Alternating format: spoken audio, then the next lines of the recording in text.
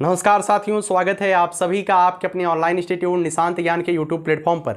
मैं नितिन उपाध्याय आप सभी साथियों का स्वागत करता हूं, अभिनंदन करता हूं आज के अपने इस वीडियो में।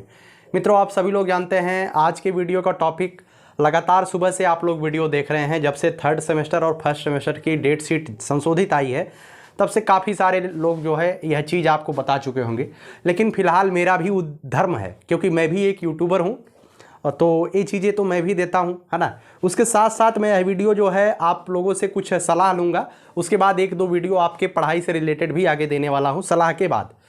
इसमें संशोधित समय सारणी जारी हो गई है। सबसे पहली बात यही है कि आप सभी की संशोधित समय सारणी जारी हो गई है। DLED 21 बैच या 22 बैच के अगर आप हैं तो आप सभी लोग ध्यान रखिएगा। अगर अभी तक आपको जानकारी नहीं है तो 3 तारीख से लेकर के 5 तारीख तक जो है प्रथम सेमेस्टर का एग्जाम चलने वाला है, और थर्ड सेमेस्टर का एग्जाम 6 तारीख से लेकर के 8 तारीख तक चलने वाला है। ठीक है, इस बात को ध्यान रखिएगा। और अगर आप स्क्रीनशॉट यहाँ पर मैं लगा देता हूँ, आप इसे देख लीजिएगा। ये ऐसे आपका पेपर होने वाला है। तो आप सभी लोग जानते हैं मैं पेपर पढ़ के सुनाने वाला नहीं हूँ कि बाल विकास जो है पहले दिन होगा या तृतीय सेमेस्टर में शैक्षिक मूल्यांकन जो है 6 तारीख को होगा। ये सभी चीज़ें आप यहाँ से देख सकते हैं और आपको पता भी चल गया होगा। तो उम्मीद है कि इतना चीज़ें आप समझ रहे हैं, इसमें कुछ बताने की हमें आवश्यकता नहीं है। ठीक है, और इसके लिए आपको वीडियो देखने की भी आवश्यकता नहीं होनी चाहिए। आगे बात करते हैं, प्रथम सेमेस्टर का बैक पेपर कब तक होगा। मित्रों, सबसे ज़्यादा जो कुछ लोग जानकारी नहीं रखते हैं, जायज़ सी बात है कि जो बच्चा यहाँ पर नया है उससे जानकारी नहीं होती है।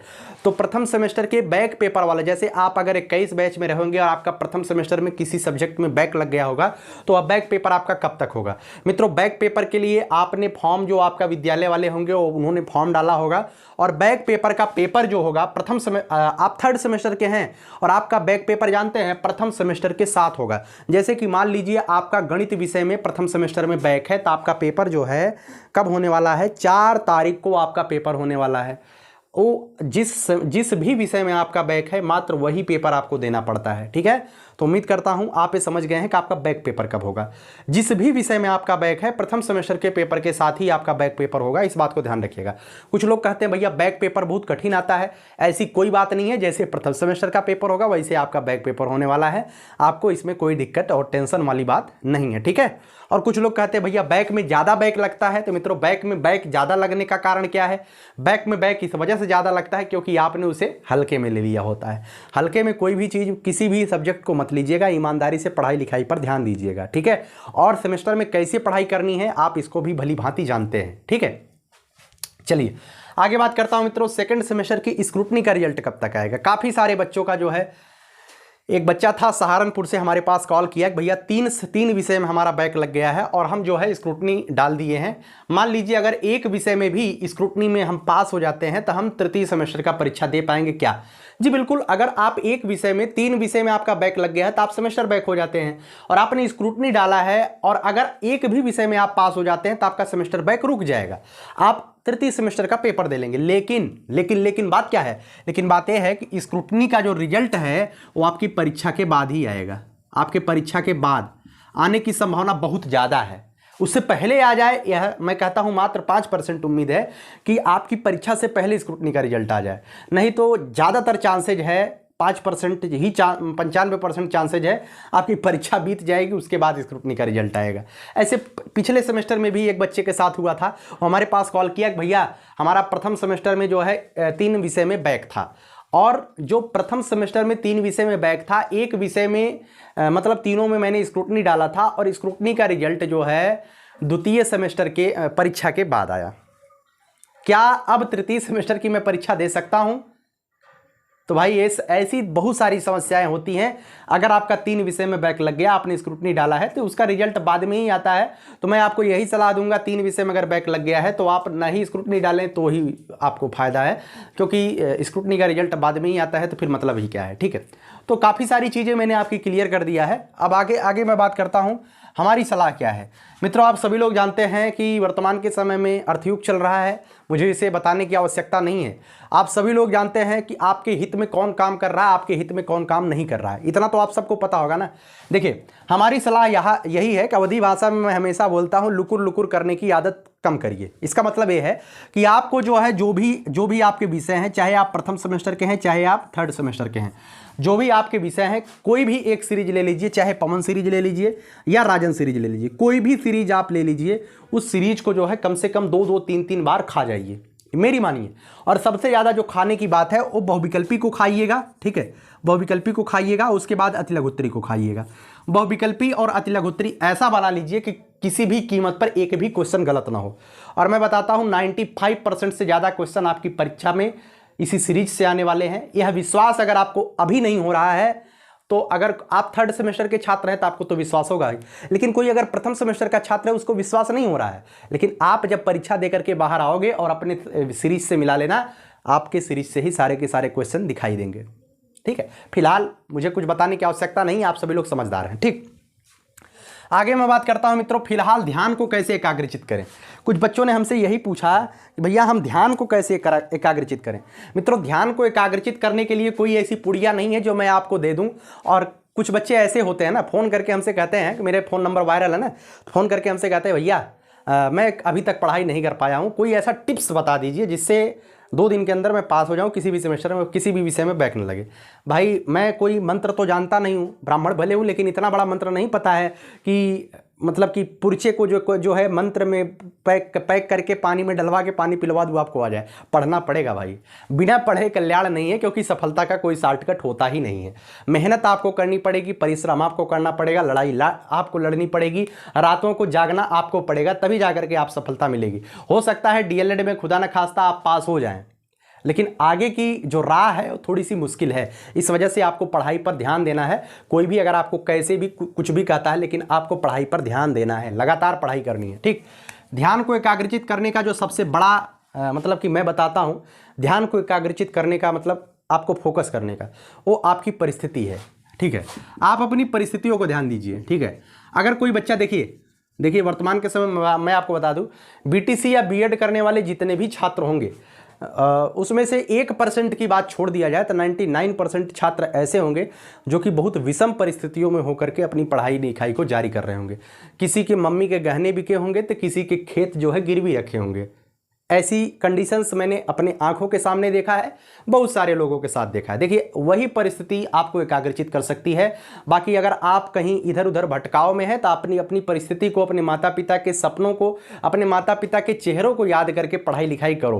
क्योंकि आपको पता है, हमको भी पता है, सभी को पता है, बिना पद के कोई भी कीमत आपको समाज में नहीं मिलने वाली है।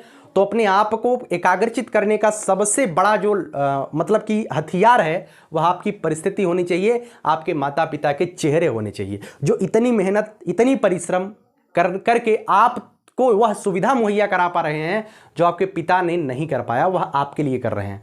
शायद इसमें से काफ़ी बच्चे ऐसे होंगे जिनके पिताजी ने बीएड के लिए अप्लाई किया या बीएड करने का सोचा, बीटीसी करने का सोचा, लेकिन उनकी ऐसी परिस्थिति ना रही हो कि वो बीएड ना कर पाए हों, लेकिन आज अपने बच्चों को बीएड करा रहे हैं। तो उसमें से कई बच्चे आप भी होंगे, आपके पिताजी बीएड नहीं कर पाए, बीटीसी नहीं कर पाए, लेकिन आपको करा रहे हैं। तो उनकी परिस्थिति को ध्यान रखिए, वो नहीं कर पाए, हो सकता है उनकी परिस्थिति कुछ लग रही हो, लेकिन आपको अगर ऐसा सौभाग्य आपके पिताजी ने दिया है तो सौभाग्य को कभी भी जाया मत करिएगा। यही परिस्थितियां, यही स्थितियां आपको एक दिन टीचर बनाएंगी, इस बात को ध्यान रखिएगा, ठीक है।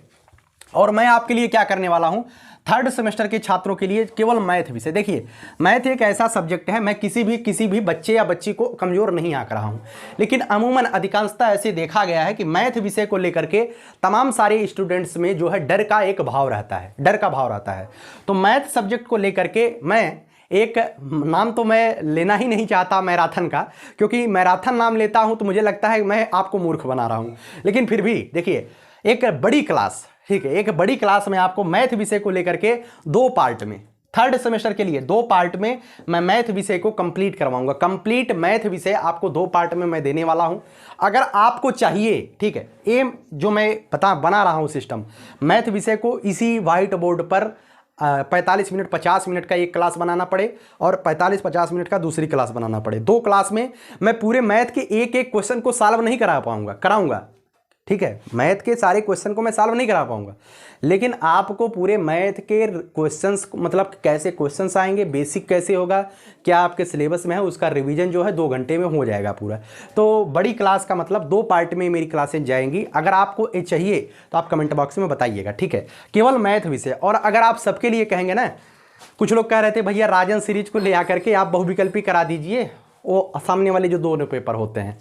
मित्रों, इसके लिए मैं आपसे माफ़ी चाहता हूं, ये सब काम मुझसे नहीं हो पाता है, क्योंकि मुझे पता है कि राजन सीरीज को आप स्वयं से जो मैं 2 घंटे में पढ़ाऊंगा वो आप आधे घंटे में कंप्लीट कर लोगे, ठीक है। तो आप अपने साथ धोखा मत करो यार, आप अच्छे से जानते हो क्या सही है क्या गलत है।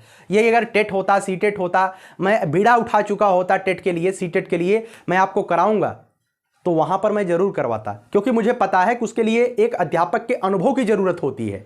लेकिन यहां पर किसी अनुभव की जरूरत नहीं है। अगर आप 3rd सेमेस्टर के हैं तो निश्चित तौर पे आपको 2 सेमेस्टर का अनुभव है। अगर आप 1st सेमेस्टर में हैं तो निश्चित तौर पे मेरी बातों पर आपको विश्वास करना चाहिए, क्योंकि मैं आज से नहीं, पिछले 4 वर्षों से इस क्षेत्र में काम कर रहा हूं और लगातार डीएलएड के छात्रों को मार्गदर्शन देने का काम कर रहा हूं और लगातार सीटेट पर भी मैं अच्छे से काम कर रहा हूं। लेकिन फिलहाल डीएलएड अभी आप परीक्षा दीजिए, उसके बाद आगे देखते जाइएगा मैं आपके लिए क्या करता हूं।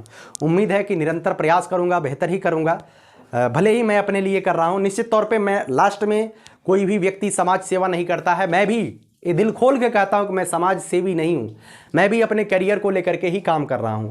लेकिन कहीं ना कहीं जाने अनजाने में, प्रत्यक्ष अथवा परोक्ष रूप से, अगर मेरे इस मतलब कि जो भी मैं यह कार्य कर रहा हूं, इस मुहिम से किसी एक बच्चे का भी लाभ होता है तो निश्चित तौर पे हमारा जीवन जो है सौभाग्यशाली हो जाएगा। अगर मैं अपना केवल देखूं तो निश्चित तौर पे दीपक तो जलेगा, ठीक है, लेकिन अगर हमारे ज्ञान से, हमारे बेहतर करने से, हमारे अच्छा करने से, हमारे फ्यूचर को, अपने फ्यूचर को बनाने में हजारों लोगों का फ्यूचर बन जाता है, हजारों लोगों के घरों में दीपक जल जाता है, तो इससे बड़ा सौभाग्य शायद ही कुछ हो सकता है, ठीक है। उसी को लेकर के मैं सिरोधार्य करके बेहतर करने का प्रयास कर रहा हूँ। बाकी आप सबका जो सपोर्ट मिल रहा है वह मतलब कि मुझे नहीं लगता था कि मुझे इतना मिल पाएगा, लेकिन बहुत बहुत धन्यवाद आपका, कुछ बोल नहीं सकता इसके लिए, बहुत बहुत धन्यवाद, ठीक है। आखिरी लाइन बोल करके मैं वीडियो को समाप्त करूंगा। ईमानदारी से आखिरी लाइन है कि लुकुर लुकुर मत करिएगा। ईमानदारी से जितने भी सब्जेक्ट आपके हैं, सीरीज को 2 से 3 बार ज़्यादा से ज़्यादा पढ़ने का प्रयास करिएगा। जितना आप स्वयं से पढ़ेंगे उतना ही आप परीक्षा में बेहतर कर पाएंगे, और वीडियो या ऑनलाइन या इधर उधर करेंगे तो निश्चित तौर पे आपकी बैक लगनी तय है, ठीक है। चलिए आखिरी लाइन बोल करके वीडियो को समाप्त करूंगा। यही जज्बा रहा तो मुश्किलों का हल भी निकलेगा, जमी बंजर हुई तो क्या वहीं से जल भी निकलेगा। न हो मायूस न घबराई संधेरे से मेरे साथी, इन्हीं रातों के दामन से सुनहरा कल भी निकलेगा। निश्चित तौर पे आज संघर्षों की रातें हम लोग काट रहे हैं, लेकिन आने वाला समय विश्वास है, आपको भी विश्वास होना चाहिए और हमको तो विश्वास है ही कि आने वाला समय हम सब मिल करके सफलता के परचम पर होंगे। और उस दिन जिन्होंने आपसे कहा था, हमसे कहा था कि आप मतलब कि जीवन में आपसे कुछ नहीं हो पाएगा, निश्चित तौर पे वो जवाब समय देगा। हमें सफल उनके लिए ही होना है जिन्होंने ये कह दिया था कि आपसे कुछ नहीं होने वाला है। जो मेरी असफलता का रास्ता देख रहे हैं, हमें सफलता केवल और केवल अब उनके लिए ही लेना है। तो एक वजह होनी चाहिए, जो आपको ताना दे रहा है निश्चित तौर पे आने वाले समय में उसके सामने एक उदाहरण आपको पेश करना है, ठीक है। चलिए बहुत बहुत धन्यवाद। जय हिंद, जय भारत।